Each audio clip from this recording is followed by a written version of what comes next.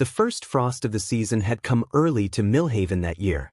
By mid-October of 1878, the cottonwood trees along Dry Creek had already shed half their leaves, and the women of the First Methodist Church had draped the supper hall with dried corn husks and amber ribbon to soften what the cold had taken from the land.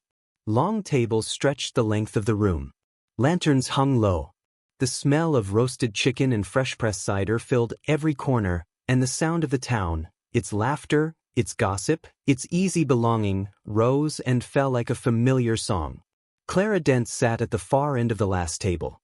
Not because she had arrived late. She had arrived early, in fact, earlier than almost anyone, and set her pie on the dessert table with both hands steady and her chin level, the way she'd learned to carry herself in the 14 months since Thomas had been laid in the ground on the hill above their homestead. She had chosen the seat deliberately, the one nearest the wall, because it offered the clearest view of the door, and because sitting with her back against something solid was the only way she had learned to feel safe in a room full of people who pitied her. She was 31 years old. She had a 40-acre farm 3 miles east of town, a mule named Prospect, and a reputation for being proud, which in Millhaven was simply the word used for women who didn't ask for help and didn't pretend to need it. The chair beside her was empty. It had been empty for half an hour.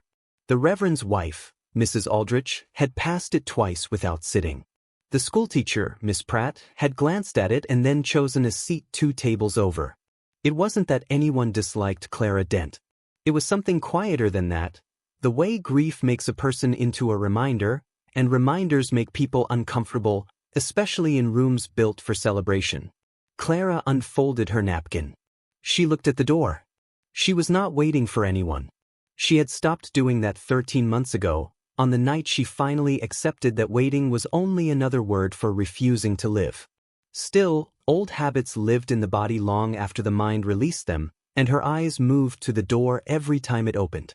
If you had been in that hall on the night of October 14, 1878, the story goes, you would have seen a woman doing the hardest thing a person can do in a small town, sitting alone without apology. What you would not have seen, not yet, was the man who was about to change every single thing about that picture. Stay with the story, because what happens next is the kind of thing Millhaven talked about for 20 years, and not always kindly. His name was Eli Cade, and Millhaven had made up its mind about him before he ever unsaddled his horse. He had ridden in from the south 3 weeks prior, in early October, with a bedroll strapped behind a buckskin mare and a saddlebag that clinked with the tools of a fence repair man, wire stretchers, staples, a short-handled hammer worn smooth at the grip. He had taken a room above the livery from a man named Grover Pell, paid 2 weeks in advance in coin, and asked no favors from anyone. That alone might have been enough to earn a quiet reputation. But Eli Cade came with something more complicated than mystery.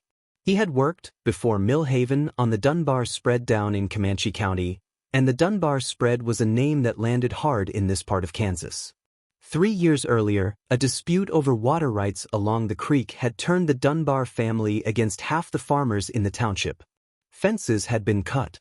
Threats had been written in ink on paper and spoken out loud in the street. No shots had been fired, as local accounts put it, but the silence between those families had been the kind that carries its own kind of violence. Nobody in Millhaven had directly accused Eli Cade of anything. But nobody had forgotten where he'd come from either. He was not a large man, lean the way men get when they've spent years working with their hands and eating only what they could carry. He had dark, sun-cracked skin and the kind of eyes that watched without seeming to, the habit of a man who had learned early that paying attention was cheaper than getting surprised. He was quiet in the way that made some people nervous and others, without knowing why, feel oddly steady. At 34 he had no land, no family in Kansas, and no apparent reason to stay in Millhaven once the fence work was done. The invitation to the church supper had come through Grover Pell, who was a deacon and who believed, perhaps generously, that a community meal was the fastest way to make a stranger feel accountable to a place. Eli had accepted without enthusiasm and arrived at the hall wearing the cleanest shirt he owned, his hat in his hand, his eyes doing their quiet, careful work the moment he stepped through the door. He did not know Clara Dent. He had never spoken to her. What he saw, when he scanned that long room full of Millhaven's assembled families, was a woman sitting alone at the last table with a composure so deliberate it looked like armor. He saw the empty chair beside her. He saw the way no one else seemed to see it. He had spent enough years reading land and weather to know when something was being left untended on purpose. The Reverend's wife appeared at his elbow immediately. "Mr. Cade, there's a fine seat open just here, near the Aldrich family." He looked at the table she indicated. Then he looked back at the far end of the room. "Thank you, ma'am," he said. "I'll find my own way." What he did next is the part of the story that nobody in Millhaven ever quite agreed on, whether it was boldness or blindness, kindness or calculation. Depending on who you asked, you got a different answer. But everyone agreed on what he said. Clara heard the boots before she saw the man. Not loud boots, not the kind that announced themselves, that slapped the floorboards with the confidence of someone who owned the room. These were the boots of a man who moved with intention, placing each step with the quiet precision of someone who had learned a long time ago that the ground could not always be trusted. She noticed them because she noticed everything. It was the habit of a woman who had spent 14 months managing a farm alone, where the difference between what you saw and what you missed could mean a fence left open or a fire left unattended. She looked up. The man standing at the end of her table was not anyone she recognized. He was holding his hat at his side and looking at the empty chair beside her with the particular expression of someone asking a question they haven't said out loud yet. Claire did not smile. She had not stopped smiling as a matter of character. She had simply stopped offering it as a form of currency, the way women in small towns were expected to, as a signal that they were safe and approachable and not a burden to be around. She waited. "That seat taken?" he asked. 3 words. Direct. No preamble, no explanation, no performance of friendliness. Clara appreciated that more than she expected to. "It is not," she said. He sat. He placed his hat on his knee. He did not immediately try to fill the silence with conversation, which was, in Clara's experience, extraordinarily rare in a man at a church supper. Most men, when seated next to a widow, either ignored her entirely or overcorrected with a kind of loud, performative attention that was somehow worse. This man did neither. He reached for the bread at the center of the table, tore a piece, and passed the rest to her without being asked. She took it. She did not say thank you, not yet, because the gesture was so unremarkable, so simply decent, that marking it with gratitude felt like it would make it strange. The supper went on around them. Plates were passed. The Reverend said a blessing too long by 4 sentences. Children ran between the tables and were called back to their seats by mothers who used the particular tone that means "I will not ask again." It was 10 minutes before either of them spoke again. "You make the pie?" he asked, looking at the dessert table across the room. "Apple and brown sugar," she said. "The crust is too thick." "I like thick crust," he said. It was not a line. It was not flattery. It was simply a man stating a preference, and somehow that was the most disarming thing he could have said. Clara looked at him for the first time with something other than wariness. "I'm Clara Dent," she said. "Eli Cade." He said nothing else. He didn't explain where he was from, didn't offer credentials, didn't ask about her husband or her land or how she was managing, the way everyone in Millhaven always asked, in that particular voice that meant they already had an opinion about the answer. Across the hall, the Reverend's wife was watching. So was half the room, in the careful, peripheral way of a town that monitors its own. Claire knew it. She didn't turn to check. She had stopped performing for other people's comfort the same week she'd stopped waiting at the door for someone who wasn't coming back. What she didn't know, what she couldn't have known yet, was that 3 people at the Aldrich table had already started talking, and that by morning, Millhaven would have an opinion about this supper that Clara Dent was going to have to live inside of. The comment that did the most damage was made by Gerald Whitmore. Gerald Whitmore was not a bad man, in the way that most dangerous people in small towns are not, strictly speaking, bad. He was a prosperous man, ran the largest dry goods operation in the township, sat on the church deacon board, had a wife who organized every community event with the precise social authority of someone who believed order and decency were the same thing. Gerald Whitmore was the kind of man who believed his opinions were the same thing as facts, and who had the social weight to make other people act as though they were. He said it at the general store counter, 3 days after the church supper, while Clara was purchasing salt and 2 yards of wool flannel for the coming winter. He was speaking to another man, a farmer named Pratt, but he said it at a volume designed to be heard. A woman in her position ought to be more careful about the company she keeps. Clara did not turn around. Her hand was on the bolt of flannel. She felt the muscles in her jaw tighten, the way they always did when she was deciding whether to speak. She had learned, in the hard, practical school of widowhood, that some words were worth spending and some were not, and that the difference was almost never about the words themselves but about what they cost the person who said them. She paid for her goods. She walked out. But the damage was already moving through the town the way water moves through dry ground, fast and invisible, finding every crack. By the following Sunday, 2 women who had previously invited Clara to sewing circles had stopped doing so. Mrs. Aldrich made a point, after the morning service, of mentioning to anyone nearby that Eli Cade had come out of the Dunbar country, a statement that required no further comment, in Millhaven, to communicate everything it intended. Eli, for his part, appeared to notice none of it, or chose not to, which was perhaps not the same thing. He had continued the fence work on the Holloway property east of town, and on 2 occasions his trail to and from the site had taken him past the east road that led toward Clara's homestead. She had seen him once from the window, just the shape of a man on horseback moving along the ridge, and had not gone to the door. She was not afraid of what the town thought. She had stopped being afraid of that somewhere in the long silence of her first winter alone, when she had learned that a woman's reputation in a frontier town was the one thing she could lose without going hungry, and the one thing she could not eat to survive. What frightened her was something else entirely. It was the fact that Eli Cade had sat beside her for 2 full hours and had not once made her feel like a problem to be solved. And she did not know, yet, what to do with a feeling that simple. The Friday of the 3rd week of October, she was at the well behind her homestead when she heard hooves on the east road. She straightened. She shaded her eyes with one hand. The buckskin mare came over the ridge at a walk. The man on her back stopped at the property line. He didn't ride in, didn't presume, and lifted 2 fingers to the brim of his hat. "Mrs. Dent," he said, "your northeast fence line is down. Between the 2 old oaks. I noticed it riding past. Thought you'd want to know." She looked at him for a long moment. "I know," she said. "I've been meaning to get to it." He nodded. "I have wire." She did not say yes. She also did not say no. She turned back to the well, and he took that as neither invitation nor dismissal, which, as it happened, was exactly what she intended. What neither of them saw, from that ridge, was Gerald Whitmore's hired hand watching from the tree line a quarter-mile south. By nightfall, the story had grown 2 details it had never actually contained. The letter arrived on a Tuesday.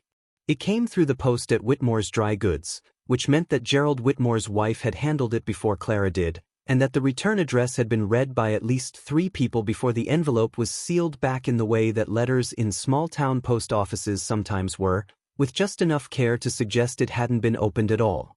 The letter was from her sister in St. Louis. An offer, generous and genuine. Come east before winter, spend the season, consider whether the farm was worth another year alone.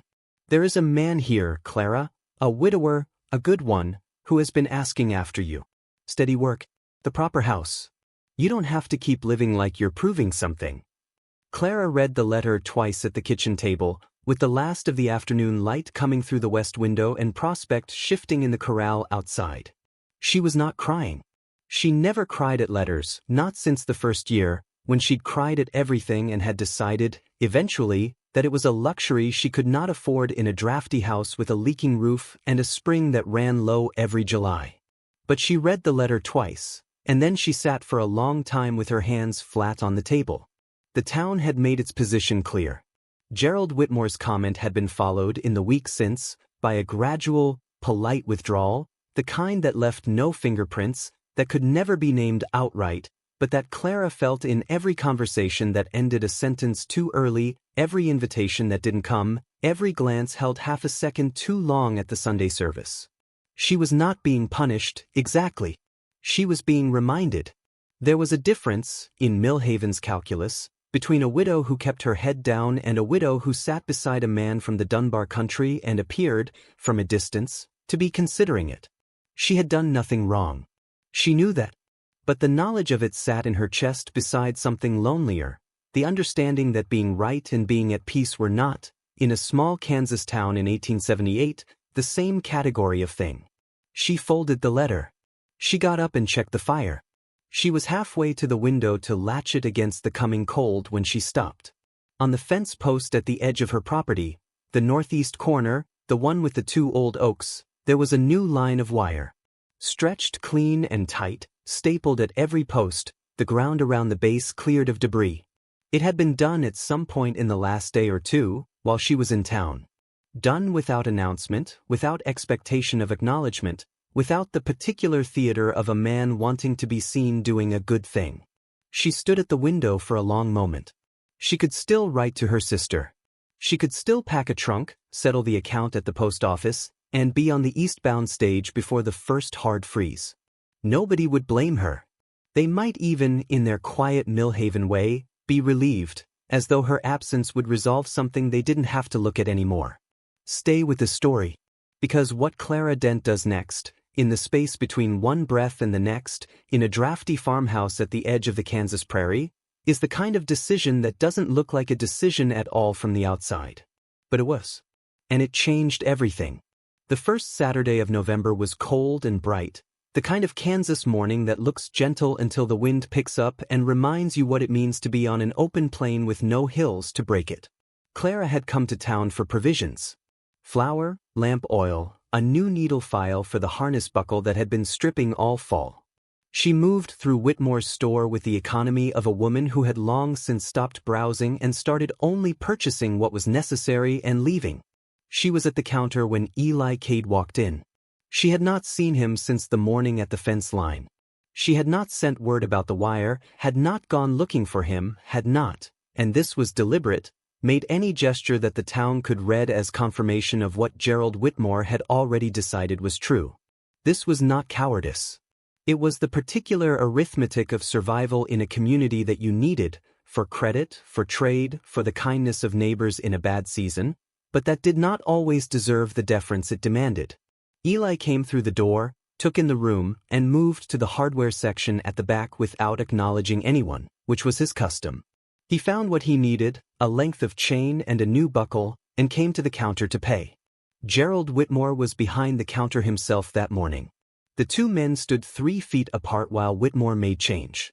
The room, for other customers, a boy sweeping near the window, went the specific quality of quiet that means everyone has stopped talking but nobody wants to be seen to have stopped. It was Whitmore who spoke first. "You about finished with that Holloway fence work?" he asked, in the tone of a man who already knew the answer. "About," said Eli. "Be heading out, then." It was not a question. Eli looked at the man for a moment. "Haven't decided." Whitmore set the coins on the counter rather than placing them in Eli's hand. "This is a close-knit town, Mr. Cade. People here look out for each other. Look after their own." The message was plain as winter sky. Clara's hands had gone still on the counter beside the lamp oil. She did not look at either man. She was waiting to see what Eli Cade was made of in the moment when it cost something to be decent. Eli picked up his change. He looked at Whitmore steadily, without heat, without the particular performance of a man spoiling for something. "Mrs. Dent," he said then, not to Whitmore, to Clara, directly, in a voice unhurried and clear enough that every person in that room heard it, "I fixed the northeast fence line on your property last week. There's a section on the south side near the creek that's likely to go before spring. If you'd like it done before the ground freezes, I'm available." The room went entirely still. Not because the words were startling, but because of what they were not: an apology, a deflection, a retreat. He was not performing defiance. He was simply stating a practical fact in a public room, using her name, in a town that had been carefully not using their names together for 3 weeks. Clara looked up at him. "Thursday," she said. "I'll have coffee." She paid for her goods. She walked out. Eli paid for his chain. He followed a minute later, and if Gerald Whitmore said anything else, it was to a room that had already decided which direction it was looking. What happened between those two on the south fence line on Thursday, November the 6th, 1878, belongs to them and the prairie and the particular silence that stretches across open Kansas land in early winter when the wind drops and the sky goes the color of pewter and everything becomes very still and very honest. What happened after Thursday is what the town of Millhaven had to reckon with. It did not happen quickly. That is the first thing to understand about a town changing its mind.